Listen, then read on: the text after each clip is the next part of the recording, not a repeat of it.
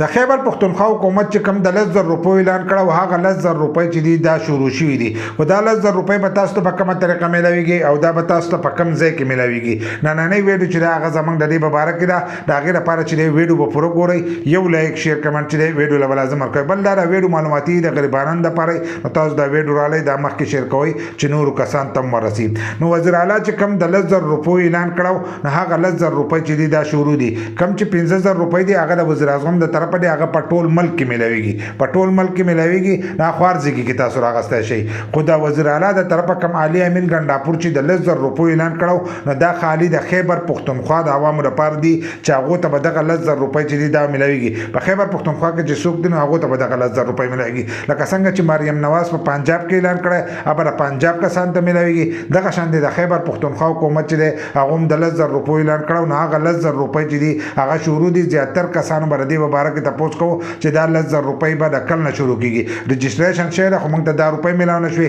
ځینې کسان اوس هم تپوس کوي چې د دې رجسټریشن به موږ څنګه کوو د رجسټریشن په باره کې چې دی موږ ویډیو کړو موږ تاسو ته ویلو چې شناختي کارت به راولئ د خپل موبایل نمبر چې دی دا به ولیکئ او خپل د کلي کونسلر چې کوم ستاسو وي سیکرټري چې کوم تاسو هلته کې لاړ شئ او دا به هلته کې جمع کوئ نو تاسو ته به دا روپۍ چې دي دا میلاویږي نو اوس هغه روپۍ چې دي هغه شروع دي تاسو چې کوم ځای کې د خپل شناختي کارت او د موبایل نمبر جمع کړو تاسو هلته کې لاړ شئ دا روپۍ به تاسو ته هلته کې ملاویږي او تاسو به دې چل کوئ چې کم کس خپل شناختي کارت او هر سره جمع کړي نو هغه کس به ځي هغه کس به ځي هلته کې به ګوته لګوي د هغې نه وروسته چې دی دا به تاسو ته ملاویږي خو دا په یوه حلقه باندې چې دی له 15,000 کسان ته ملاویږي نو داسې نه چې دا به ټولو ته ملاویږي ځکه په کلي کې به یا 100 کسان رالي یا 50 رالي یا به 2,500 کسان چې دي دغه به رالي داسې نه کوي چې دا ټول غریبانان به رالي او ټولو ته به دغه ملاویږي نو داسې به بیا نه وایي چې دا پلان یې ورکړه چې او مال رانه کړی شو په دې کې به هغه کسان رالي کم چې سرکاري کسان دي کم چې مالی حیثیت برابر دی هغه کسان اوس د دې پروګرام نه ویستل